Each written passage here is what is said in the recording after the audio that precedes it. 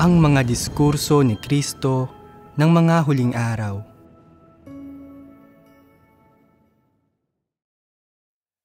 Sa pananampalataya sa Diyos, pinakamahalaga ang pagkakamit ng katotohanan. May ilang tao na ilang taon nang nananampalataya sa Diyos, pero kumakapit pa rin sa mga kasiyahan ng pagkain, pananamit, at iba pang kasiyahan ng laman. Matutugunan ba ng mga bagay na ito ang mga pangangailangan ng puso ng tao? Hindi nga malinaw sa ilang tao na maraming taon nang nananampalataya sa Diyos kung ano ang pinakakinakailangan ng mga tao.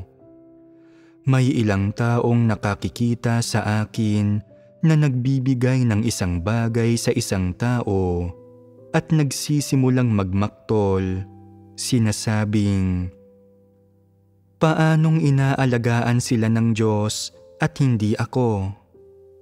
Wala pa akong ganito."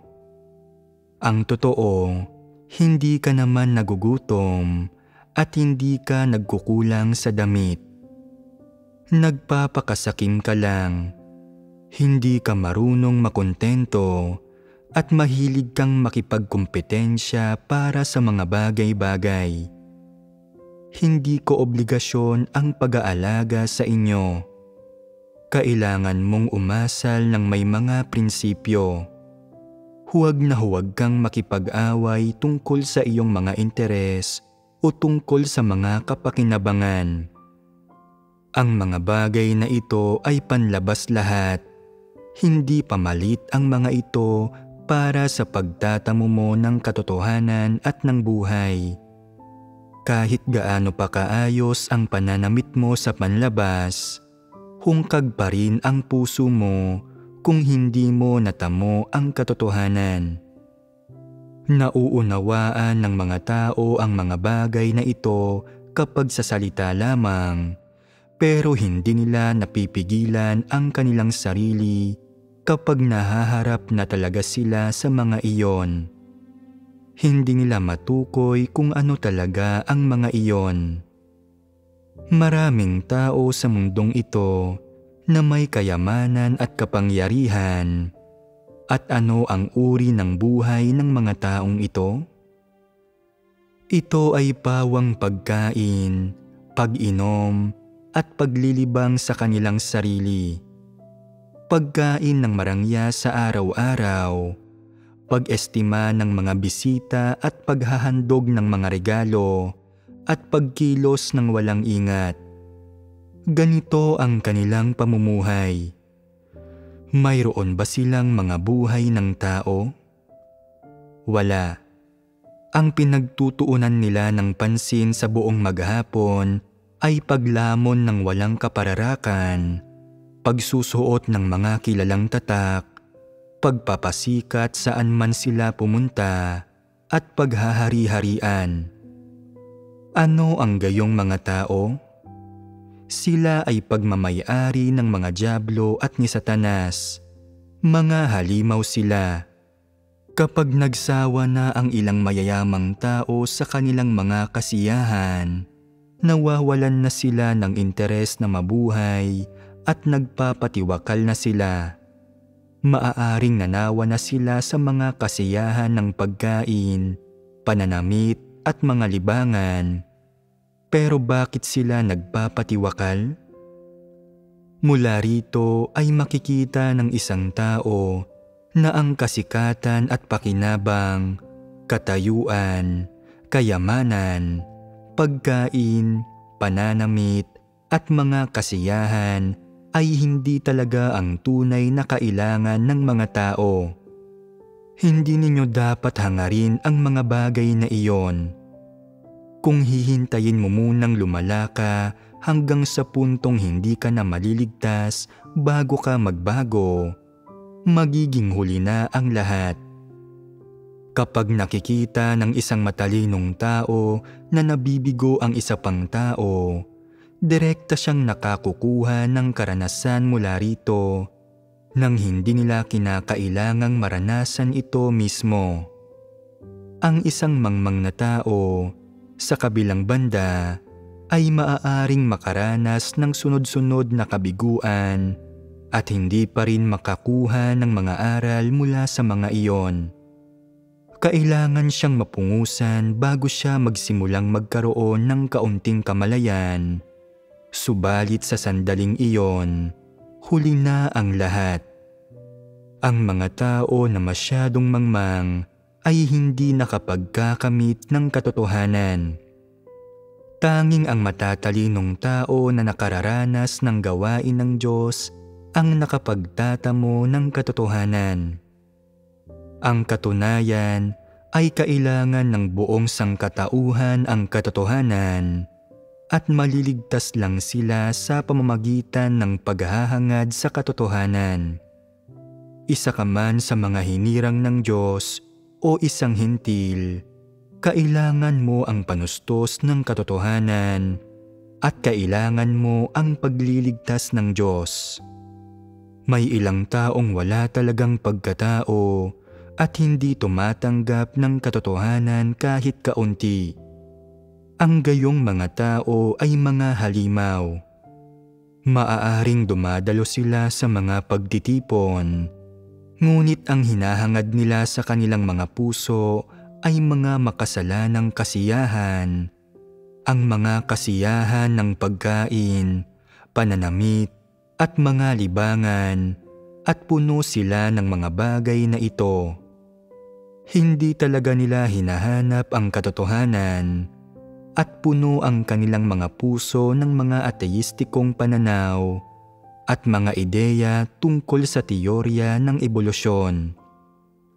Hindi kanila naririnig kahit paano ka pa magbahagi sa kanila ng katotohanan at kahit na alam nilang mabuting bagay ang pananampalataya sa Diyos at nakapagpupursige sila sa kanilang pananampalataya, hindi nila nagagawang tumahak sa landas ng paghahangad sa katotohanan.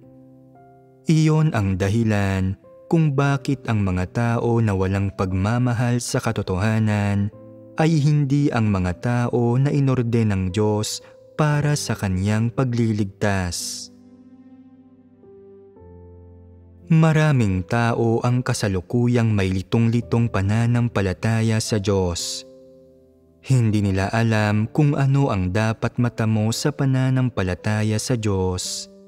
Hindi nila nauunawaan kung para saan ang pananampalataya sa Diyos. Wala silang ideya. Wala silang kaalam-alam kung para saan dapat mabuhay ang tao, kung batay saan sila dapat mabuhay, o kung paano mabuhay sa makabuluhan at makahulugang paraan.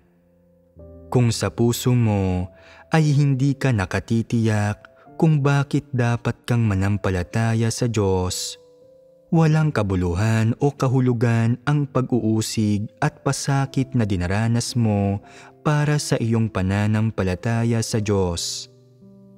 Ano ba mismo ang layong mata mo ng mga tao sa pamamagitan ng kanilang pananampalataya sa Diyos? Kung ang pananampalataya mo ay hindi para magtamo ng katotohanan at buhay, hindi ba't mapupuno ka ng pagsisisi kapag natapos na ang gawain ng Diyos at napagpasyahan na ang mga kalalabasan ng mga tao?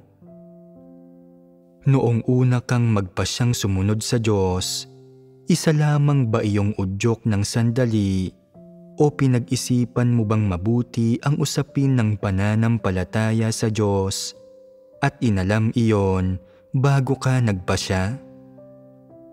Para saan ka ba talaga nabubuhay?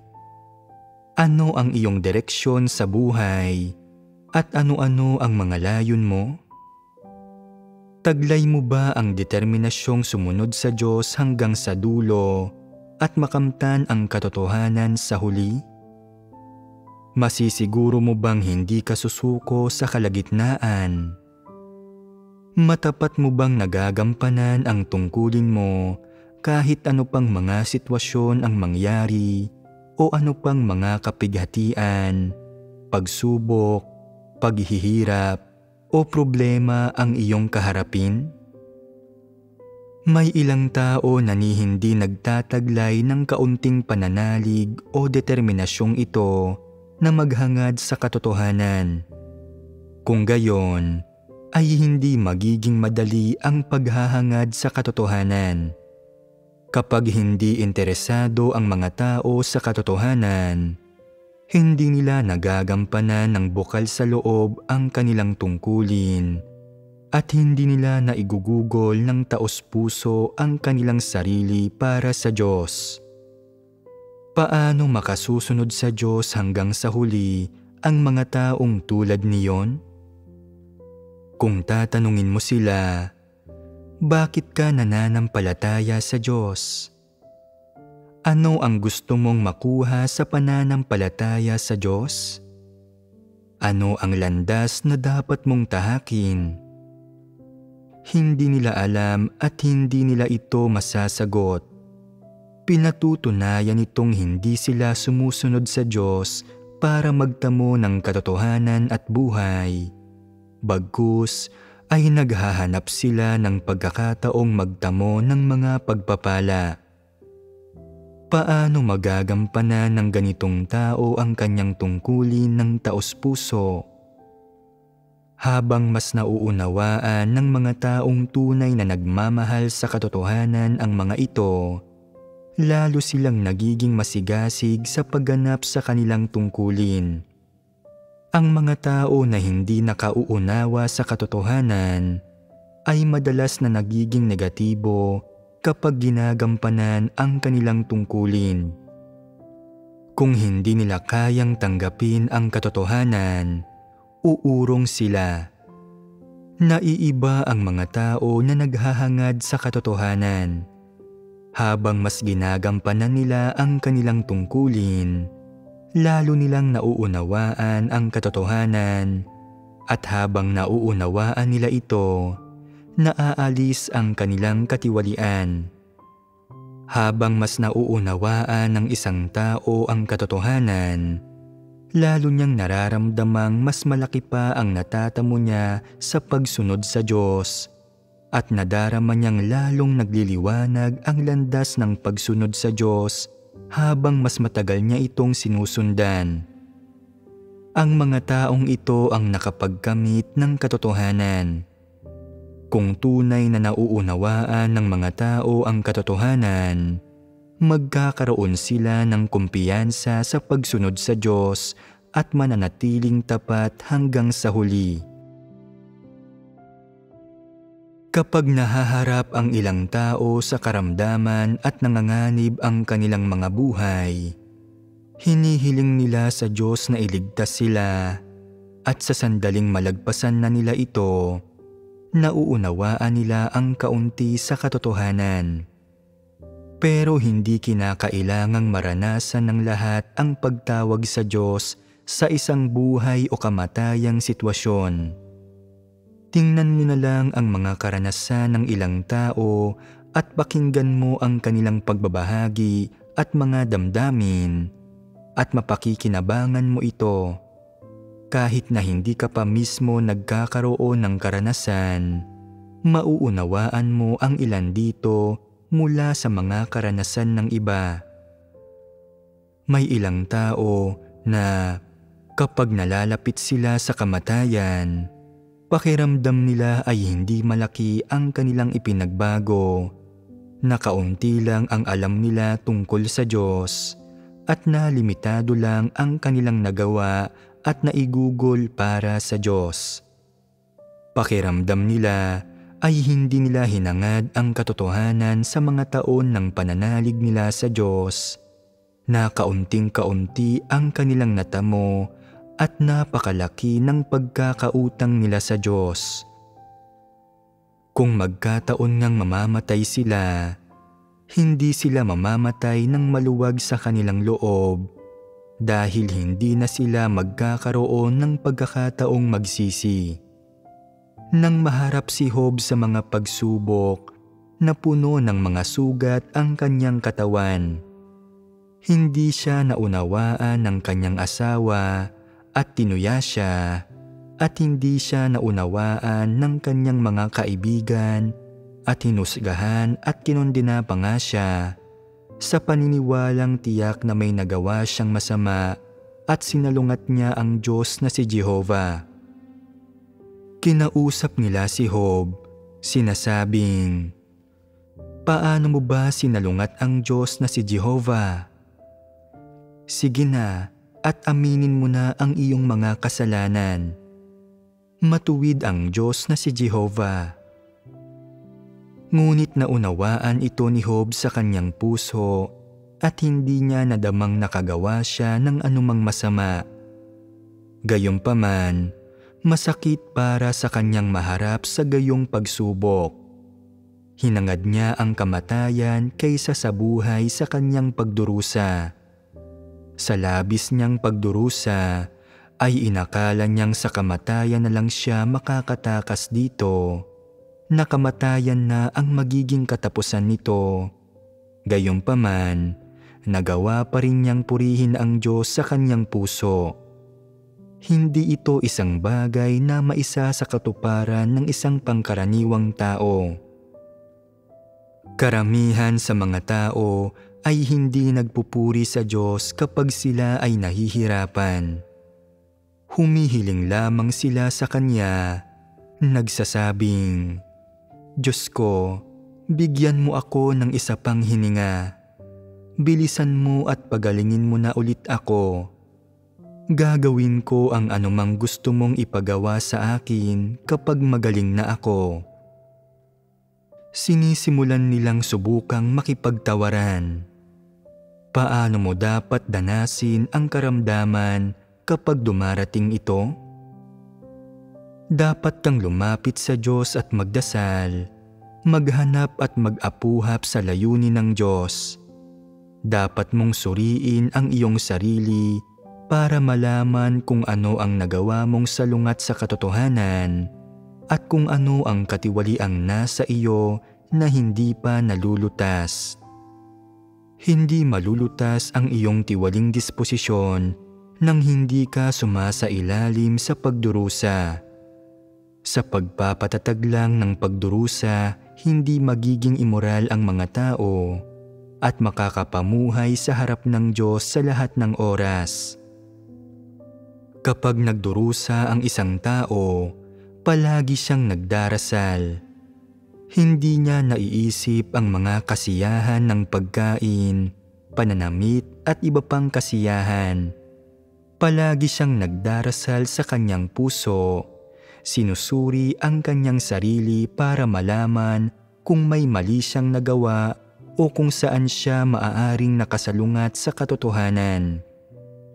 Karaniwan, kapag humaharap ka sa isang malubhang karamdaman o kakaibang sakit na nagdudulot sa iyo ng matinding pagdurusa, hindi ito nagkataon lang. May karamdaman ka man o nasa mabuting kalusugan, naroon ang layunin ng Diyos. Kapag gumagawa ang banal na espiritu at maayos ang katawan mo, karaniwan ay kaya mong hanapin ang Diyos, pero tumitigil ka sa paghahanap sa Diyos kapag nagkakasakit at nagdurusa ka, ni hindi mo rin alam kung paano siya hanapin.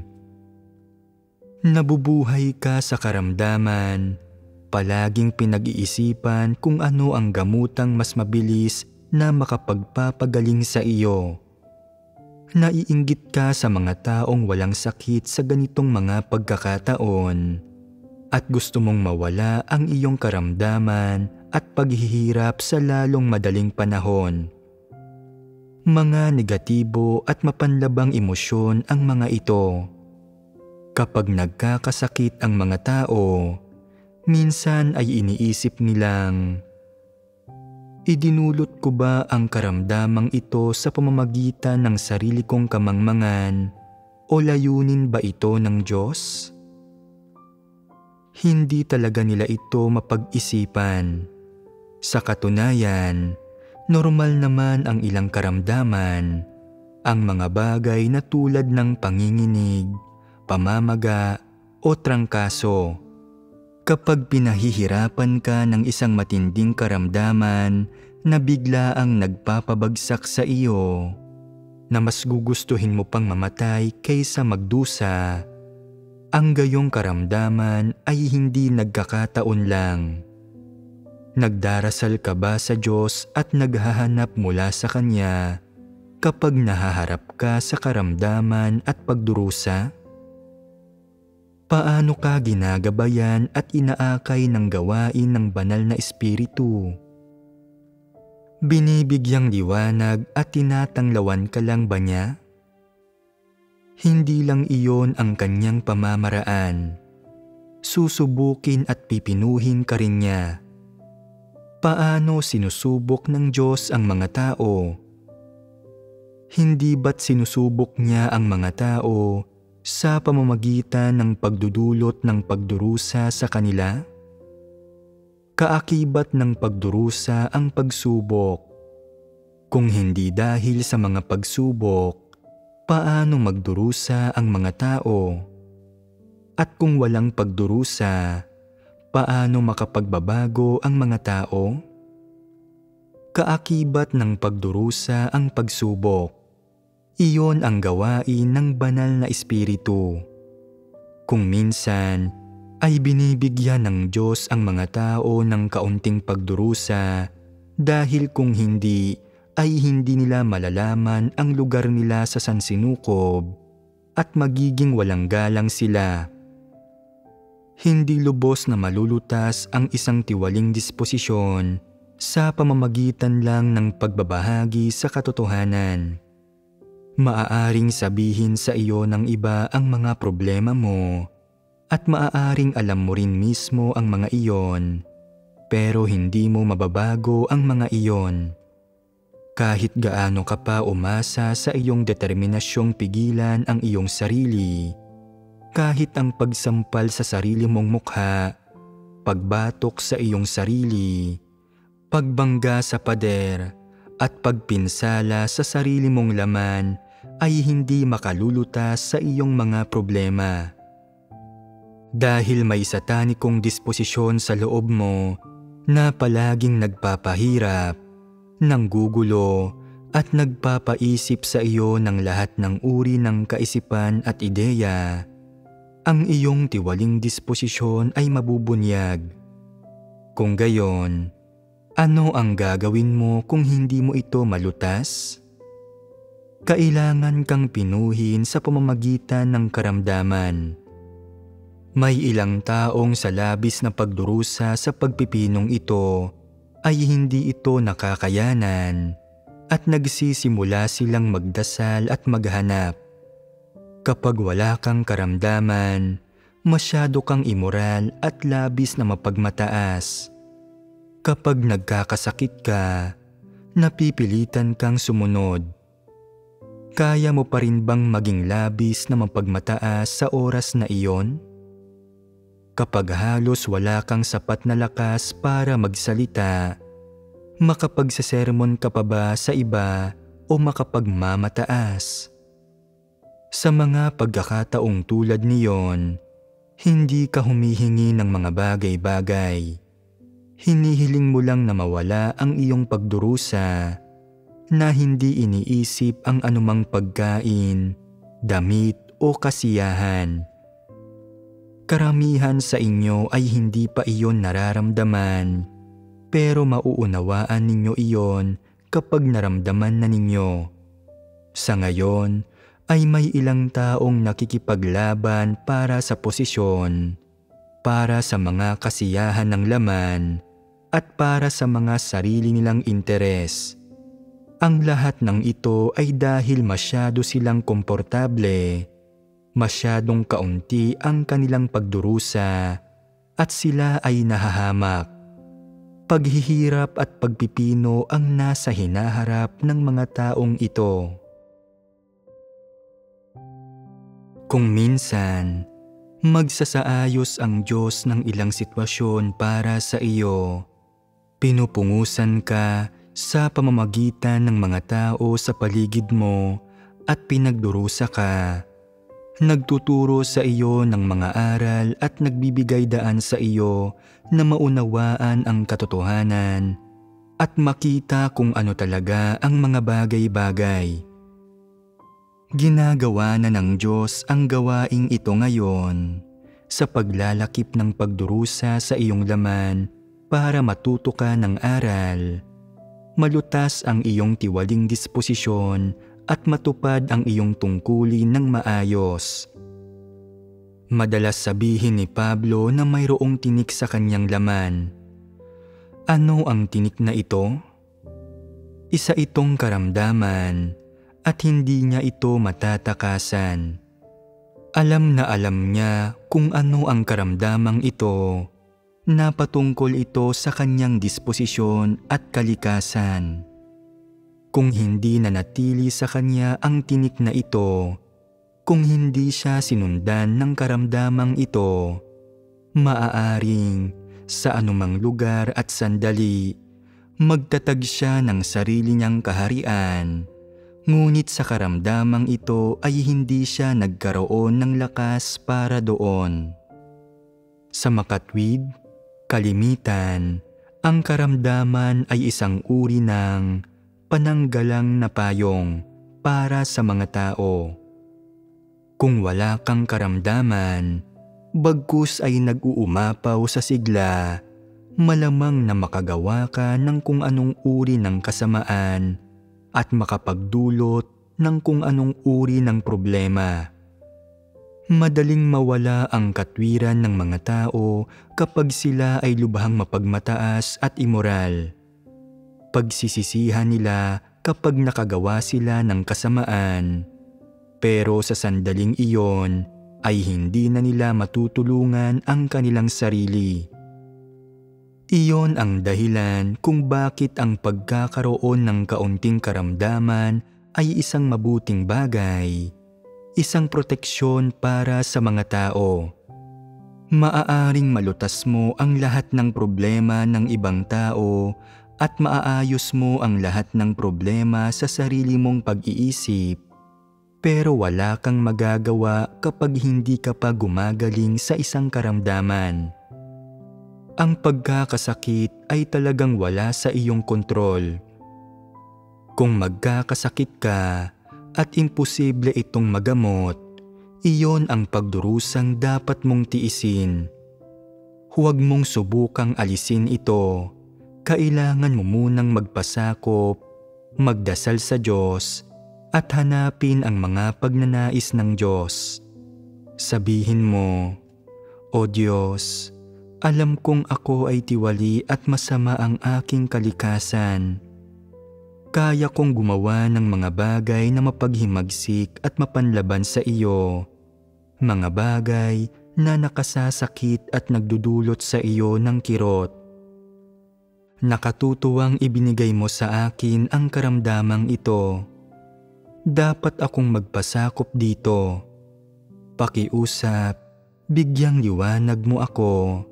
Pahintulutan mo akong maunawaan kung ano ang layunin mo at kung ano ang gusto mong baguhin at gawing perpekto sa akin. Hiling ko lang na patnubayan mo ako para maunawaan ko ang katotohanan at matahak ko ang tamang landas ng buhay. Kailangan mong maghanap at magdasal. Hindi ka pwedeng maguluhan sa paniniwalang walang anuman ang pagkakasakit, na hindi maaaring ito ang disiplinang iyong hinaharap dahil sa pagsalungat sa Diyos. Huwag kang padalos-dalos sa paghusga. Kung isa ka talagang taong nasa puso ang Diyos, anuman ang iyong makaharap, huwag mong hayaang makalagpas ito sa iyo. Dapat kang magdasal at maghanap, makiramdam sa pagnanais ng Diyos sa bawat bagay, at matutong magpasakop sa Diyos. Kapag nakikita ng Diyos na kaya mong magpasakop at na mayroon kang pusong nagpapasakop sa Diyos, iibsan niya ang iyong pagdurusa. Nakakamit ng Diyos ang gayong mga epekto sa pamamagitan ng pagdurusa at pagpipino. Sa buong kasaysayan, ang mga debotong Kristiyano, alagad, apostol at propeta ay binato hanggang sa mamatay, kinaladkad ng mga kabayo hanggang sa mamatay, pinagputol-putol, pinakuluan sa mantika, ipinako sa krus. Namatay sila sa lahat ng uri ng paraan. Ang ibig kong sabihin dito, huwag mong asahang magiging komportable ka kapag sumunod ka sa Diyos. Huwag mo itong hilingin. Huwag kang magkaroon ng labis-labis na kahilingan para dito.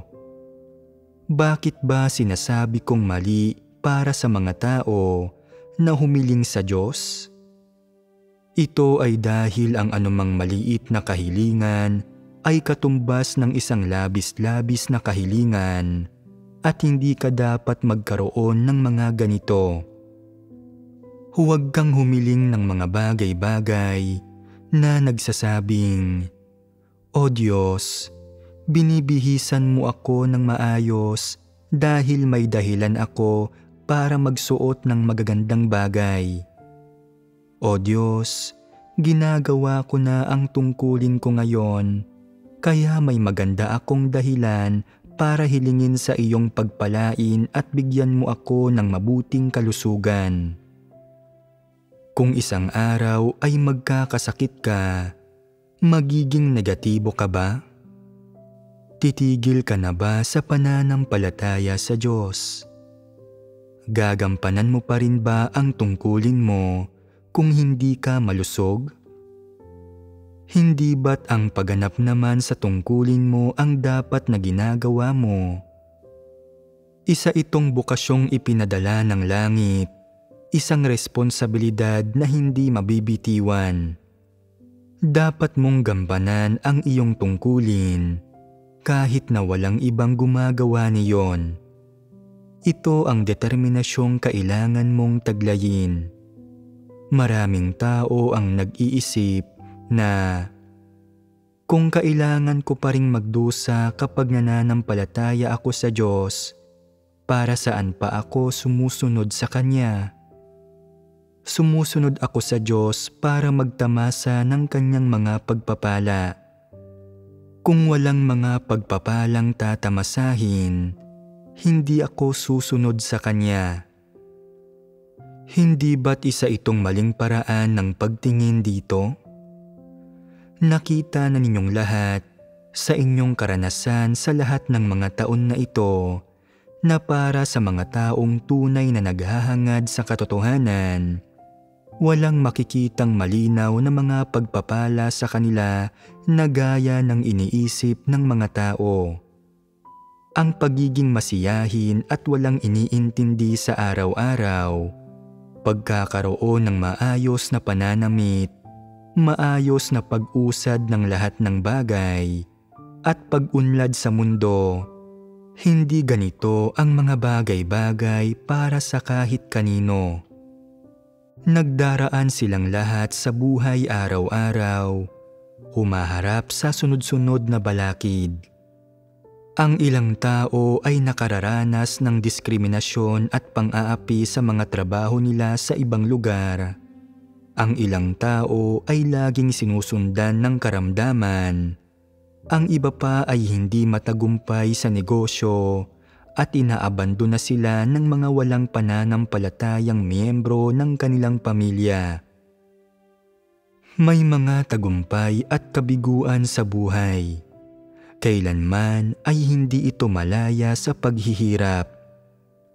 Habang mas hinahangad ng isang tao ang katotohanan, lalo siyang nagdurusa, samantalang ang mga taong hindi talaga naghahangad sa katotohanan ay namumuhay ng komportable. Wala silang mga karamdaman o problema. Ang lahat ay maayos na umuusad para sa kanila at kinaiinggitan sila ng iba. Subalit wala silang ni katiting na buhay pagpasok at nabubuhay sila na parang mga walang pananampalataya. Hindi maiiwasan ng mga taong taimtim na sumusunod sa Diyos na magdanas ng pag-uusig at paghihirap. At ano ang pinatutunayan nito kapag dumaranas ka ng pag-uusig at paghihirap? Na hindi ka iniwanan ng Diyos, na hindi ka tinalikuran ng Diyos, na lagi kang hawak at hindi binibitiwan ng Diyos. Kung bumitiw nga siya at nahulog ka sa bitag ni Satanas, hindi ba't manganganib ka?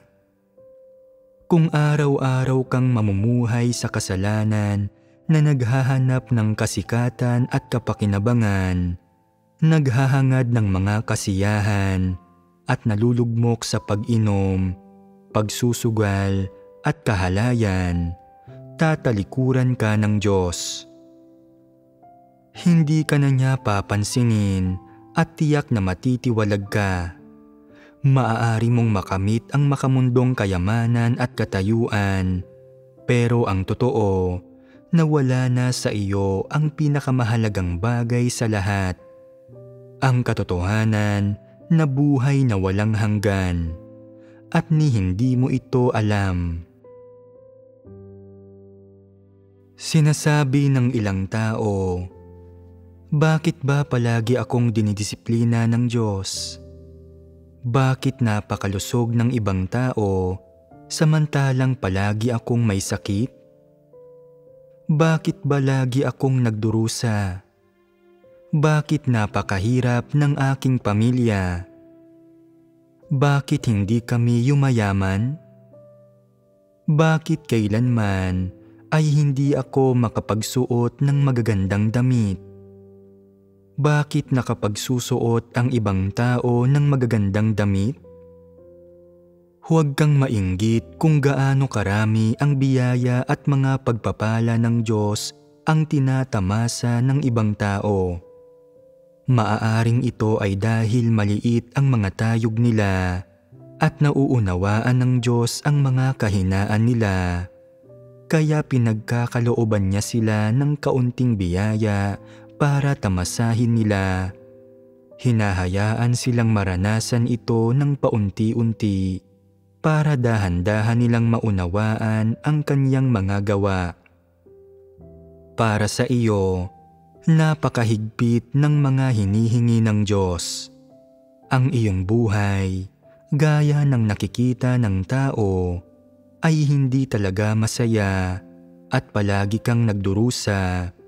Subalit nakaunawa ka na ng maraming katotohanan at dapat mong pasalamatan at papurihan ng labis ang Diyos. Ito ang taong nakaaalam sa mga gawa ng Diyos.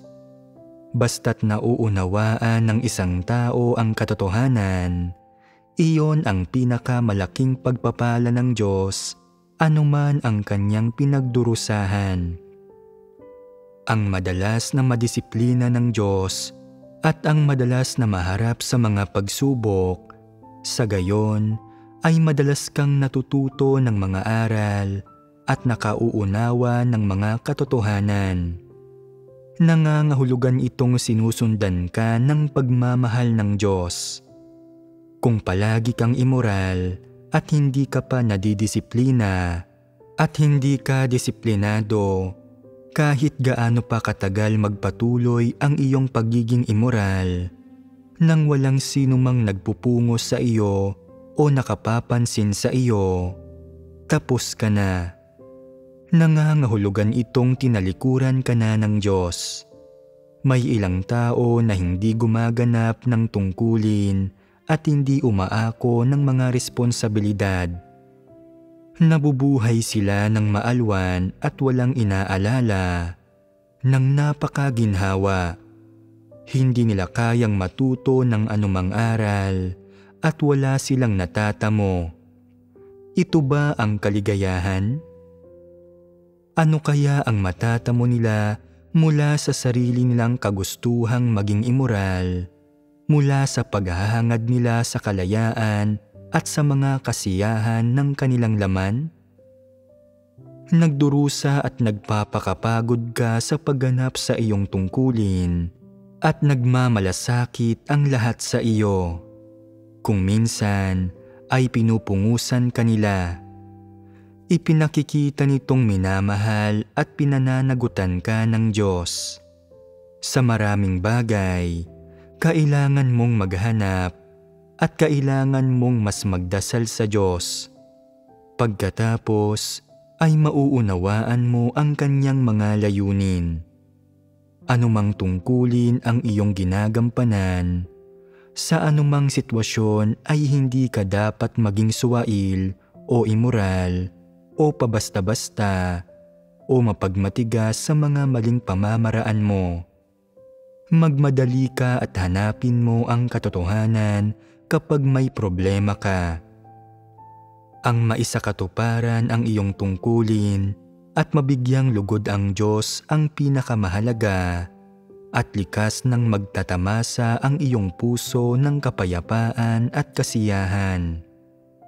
Kung masyado kang mapagmatigas o immoral at hindi ka tumatanggap ng disiplina at medyo matigas din ang ulo mo, malalagay ka sa panganib. Sa sandaling matiwalag ka na, hindi ka na magkakaroon ng mga pagkakataon at magiging huli na ang lahat para sa pagsisisi.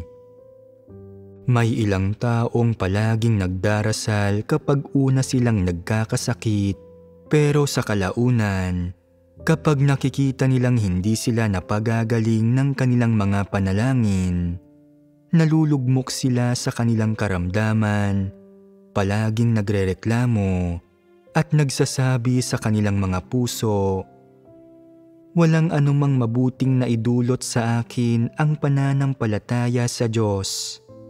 May sakit ako at ayaw akong pagalingin ng Diyos." Hindi ito tunay na pananalig. Wala talagang pagpapasakop dito at ang nagiging resulta nito ay kanilang kamatayan sa sandaling matapos na sila sa pagrereklamo. Ito ang pagbawi ng Diyos sa kanilang laman at pagpapadala sa kanila sa impyerno. Ito na ang katapusan ng lahat para sa kanila. Wala na silang pagkakataong magdamo ng kaligtasan sa buhay na ito at kailangan nang mapunta sa impyerno ang kanilang kaluluwa. Ito ang huling yugto sa gawain ng Diyos ng pagliligtas sa sangkatauhan. At kung matitiwalag ang isang tao, hinding-hindi na siya magkakaroon ng isa pang pagkakataon. Kung mamamatay ka habang ginagawa ng Diyos ang kanyang gawain ng pagliligtas, ang kamatayang ito ay isang kaparusahan, hindi isang pangkaraniwang kamatayan. Ang mga taong namamatay bilang kaparusahan ay wala ng pagkakataong maligtas. Hindi ba't patuloy na pinarurusahan si Pablo sa Hades? 2,000 taon na ang nakalilipas at naroon pa rin siya pinarurusahan. Mas masahol pa kung alam mong mali ang ginagawa mo at mas malala pa ang magiging kaparusahan. Sinasabi ng ilang tao, "Dati na akong may sakit, lagi akong nagdurusa at nasasaktan. Dati pa man ay may ilan nang nangyayari sa akin, pero kailanman ay hindi ko nadama ang gawain ng banal na espiritu." Tama ito. Kadalasan ay ganito gumawa ang banal na espiritu. Hindi mo ito mararamdaman. Ito ang pagpipino. Kung minsan ay bibigyang liwanag at pahihintulutan ka ng banal na espiritu na maunawaan ang ilang katotohanan sa pamamagitan ng pagbabahagi. Kung minsan ay hahayaan kanyang mapagtanto ang isang bagay sa pamamagitan ng iyong kapaligiran at susubukin ka, patatatagin ka at sasanayin ka sa kapaligirang iyon na pinalalago ka. Ganito gumawa ang banal na espiritu. Wala kayong kaalaman nang magdaan kayo sa mga bagay-bagay noon dahil hindi ninyo pinagtuunan ang paghahanap sa katotohanan sa inyong puso. Kapag hindi nauunawaan ng isang tao ang katotohanan, hindi niya nakikita kung ano talaga ang anumang bagay at palaging baluktot ang kanyang pag-unawa. Katulad lang ito ng kapag nagkakasakit ang isang tao at naniniwalang ito ang pagdidisiplina sa kanya ng Diyos. Gayong sa katunayan, ang ilang karamdaman ay gawa ng tao, dulot ng kawalan ng pagkaunawa sa mga panuntunan sa pamumuhay. Kapag kumakain ka ng walang pagpipigil at hindi mo nauunawaan ang malusog na pamumuhay, nagkakasakit ka sa lahat ng uri ng paraan. Subalit sinasabi mong pagdidisiplina ito ng Diyos. Gayong sa katunayan, nangyari ito dahil sa sarili mong kamangmangan. Pero gayunpaman, tao man ang sanhi ng isang karamdaman o ipinagkaloob ito ng banal na espiritu, isa itong espesyal na kabutihang mula sa Diyos. Layo nitong matuto ka ng aral at kailangan mong magpasalamat sa Diyos at hindi magreklamo. Ang bawat pagrereklamo mo ay nag-iiwan ng mantsa at isa iyong kasalanang hindi mabubura. Kapag nagrereklamo ka, gaano katagal ang aabutin para mabago mo ang iyong kalagayan? Kung medyo negatibo ka, maaari kang gumaling pagkalipas ng isang buwan. Kapag nagrereklamo ka at nagpapahayag ng ilang negatibong emosyon, maaaring hindi ka gumaling kahit pagkalipas ng isang taon at hindi gagawa sa iyo ang banal na espiritu. Magiging napakahirap para sa iyo kung palagi kang magrereklamo at lalo ka pang mahihirapang magtamo ng gawain ng banal na espiritu. Kailangan na labis na magsikap sa pagdarasal ang isang tao para maitama ang kanyang pag-iisip at matanggap ang ilan sa gawain ng banal na espiritu. Hindi madaling bagay ang lubos na mabago ang isang pag-iisip. Magagawa lang ito sa pamamagitan ng paghahanap sa katotohanan at pagtatamo ng kaliwanagan at pagtanglaw ng banal na espiritu. Sa katunayan, ay may mga pagkakataon sa sarili ninyong karanasan kung kailan natatamo ninyo ang gawain ng banal na espiritu. Karamihan sa mga ito ay kapag nahaharap kayo sa pag-uusig at paghihirap o pagkakasakit at pagdurusa. Saka lang kayo masigasig na nagdarasal sa Diyos, humihiling sa Kanyang pagalingin kayo, nabigyan kayo ng pananalig at lakas. Ito lang isang bagay na ito ang pinagdarasal ninyo. Maaaring gusto ninyong mas magdasal pa at hanapin ang layunin ng Diyos, pero hindi ninyo alam kung ano ang sasabihin. Gusto ninyong makipagbahaginan sa Diyos ng ilang salitang mula sa inyong puso, pero wala kayong masabi. Masyadong maliit ang tayog ninyo. Minsan, pahihirapan ka ng Diyos gamit ang mga tao sa paligid mo.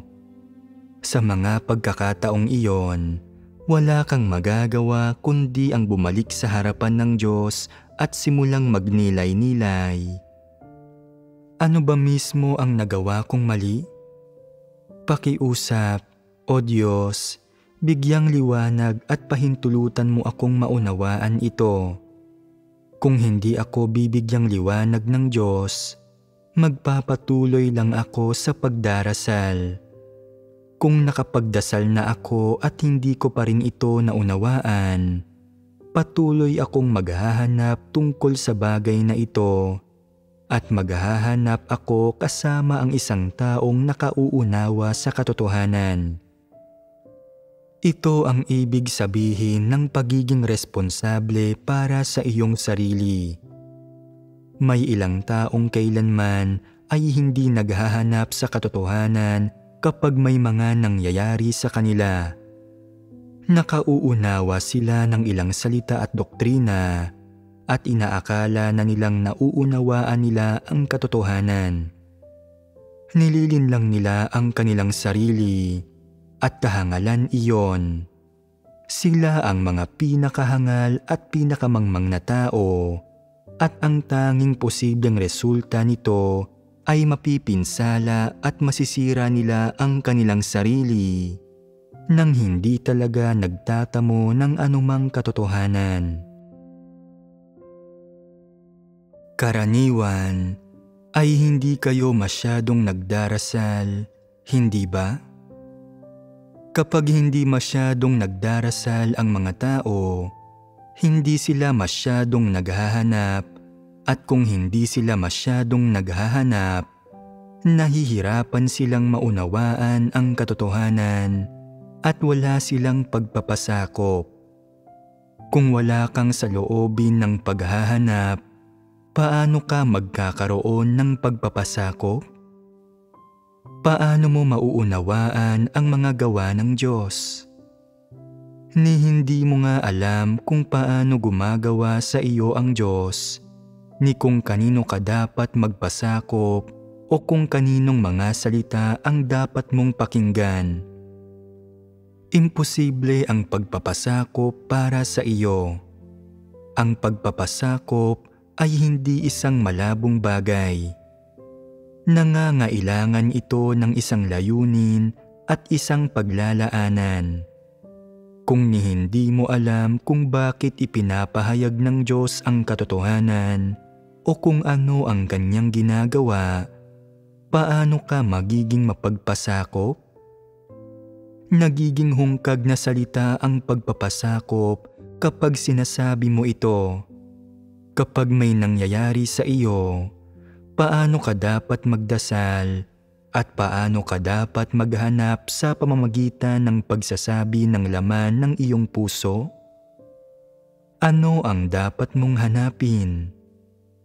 Kailangang maging malinaw sa iyo ang mga bagay na ito bago ka magkaroon ng tunay na panalangin. Huwag mong gayahin ang sinasabi ng ibang tao kapag nagdarasal ka. Lalong huwag mong gayahin ang mga salita ni Jesus na, "Gawin nawa ang iyong kalooban." Huwag mong pikit matang kopyahin ang mga salitang ito. Ang nasa loob mo ay walang iba kundi kaliwanagan at pagtanglaw, at hindi nito matutumbasan ang pagtutupad sa kalooban ng Diyos. Kapag minsan ay napupungusan ka o nagtitiis ka ng kaunting pagdurusa, huwag mong sabihing ginagawa kang perpekto ng Diyos o nakalooban niya ito. Maling sabihin ito at hindi ka dapat magdasal ng ganito. Nasa maling katayuan ka at hindi gagawa sa iyo ang banal na Espiritu. May ilang taong ginagaya ang panalangin ni Jesus, nagsasabing, "Gayunman, hindi ayon sa pagnanais ko, kundi ang ayon sa pagnanais mo." Nararapat bang ilagay ang iyong sarili sa pantay na katayuan sa Diyos? Si Kristo, mula sa perspektiba ng laman, ay binigkas ang panalangin iyon sa Espiritu sa langit. Nasa magkapantay na katayuan sila, magkapareho ng katayuan. Iisang Diyos sila, magkaiba lamang sa perspektiba. Nagdasal si Kristo ng ganoon. Kung magdarasal din ng ganoon ang mga tao, ipinapakita nitong wala silang katwiran at hindi katakatakang hindi talaga sila binibigyang liwanag ng banal na Espiritu. Ang mga salitang iyon na binibigkas mo ay mga salita ng panggagaya, hindi mga salitang binibigkas ng mula sa puso. Ganap na hungkag at hindi praktikal ang mga iyon na nagpapakitang masyadong maliit ang tayog mo para maunawaan ang mga salita o hinihingi ng Diyos. Paano ka bibigyang liwanag ng banal na espiritu? Masyadong lito ang mga tao. Kung hindi nila ito matukoy, kailanman ay hindi nila mauunawaan ang katotohanan. Huwag kang basta-bastang manggagaya ng iba kapag nagdarasal ka. Kailangan mong magkaroon ng sariling mga pag-iisip at pananaw. Kung mayroon kang hindi maunawaan, kailangan mong hanapin ang katotohanan. Kailangan mong pag-isipan ng madalas kung paano magdasal kapag may iba't ibang uri ng bagay na nangyayari sa iyo. At kung makahanap ka ng daan pasulong, kailangan mo ring akayin ang iyong mga kapatid na magdasal ng ganoon. Dito nalulugod ang Diyos. Kailangang matutuhan ng lahat kung paano lumapit sa Diyos. Huwag mong subukang pikit-matang harapin ang lahat ng bagay ng mag-isa at huwag mong ibatay ang ginagawa mo sa iyong mga imahinasyon. Kung sa paggawa niyon, nakagagawa ka ng mga bagay na nagdudulot ng mga pagkagambala at kaguluhan at sumasalungat sa mga layunin ng Diyos, magdudulot iyon ng problema. Kung hihilingin sa iyong pamunuan ang isang iglesia at palagi kang nangangaral ng mga salita at doktrina, pero hindi ka nagbabahagi tungkol sa kung paano kumain at uminom ng mga salita ng Diyos o kung paano magdasal sa Diyos, naligaw ka na ng landas. Kung palagi kang nangangaral ng mga salita at doktrina at nagtuturo sa mga tao ng hungkag na mga panalangin, kung saan bumibigkas lang sila ng ilang salita mula sa Biblia at mga salita ng doktrina, hindi magkakaroon ng mga resulta kahit paano pa sila magdasal. Hindi uunlad ang buhay nila, hindi magiging normal ang relasyon nila sa Diyos at nangangahulugan itong maililigaw mo rin sila. Anong uri ba ng panalangin ang nagkakamit ng mga resulta? Ito ang bukas pusong pakikipagbahaginan sa Diyos. Higit sa lahat, kailangang magdasal ang isang tao sa Diyos at maghanap sa katotohanan alinsunod sa kanyang mga salita at kanyang mga hinihingi. Hinihingi nito sa isang tao na maging taos-puso. Mahihirapan ang mga taong hindi taos-puso na makamit ito. Anong uri ng mga tao ang binibigyang liwanag ng banal na espiritu? Ang mga taong matalas at pino ang pag-iisip. Kapag binibigyan sila ng banal na espiritu ng pagkaramdam o binibigyang liwanag sila, nararamdaman nilang gawain ito ng banal na espiritu na ang Diyos ang gumagawa nito. O kung minsan, kapag binibigyang liwanag o sinasaway sila ng banal na espiritu, agad nila itong nahahalata at nirerendahan ang kanilang sarili. Ang mga ito ang uri ng taong binibigyang liwanag ng banal na espiritu. Kung ang isang tao ay pabaya at walang espiritual na pangunawa, hindi niya mapagtatantong may ipinararamdam sa kanya ang banal na espiritu. Hindi niya iniintindi ang gawain ng banal na espiritu. Maaari siyang bigyang liwanag ng banal na espiritu ng 3 o 4 na beses. Gayunpaman, hindi niya ito tinatanggap, kaya hindi na gagawa sa kanya ang banal na espiritu. Bakit ba patuloy na sumasampalataya ang ilang tao, pero hindi nila naaabot ang Diyos o nararamdaman ang paggawa ng banal na espiritu at madilim ang kalooban nila at sila ay lugmok sa depresyon at walang lakas? Wala talaga silang kaliwanagan ng banal na espiritu. Paano sila magkakaroon ng anumang lakas gamit ang mga walang buhay na bagay at doktrinang iyon? Hindi magtatagal ang isang tao sa kasiglahan lang. Kailangang maunawaan ng isang tao ang katotohanan para magkaroon ng lakas.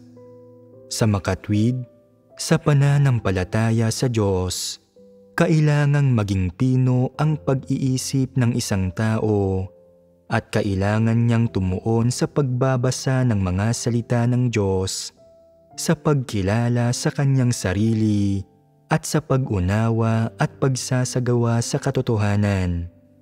Saka lang niya matatamo ang gawain at pangunguna ng banal na espiritu. May ilang tao na may kakayahan lang na umintindi sa katotohanan, pero kailanman ay hindi pa nila naobserbahan o naranasan ang gawain ng banal na espiritu. Sa hinaharap, kailangan ninyong pagtuunan ng pansin ang pinakapinong pakiramdam at ang pinakapinong liwanag.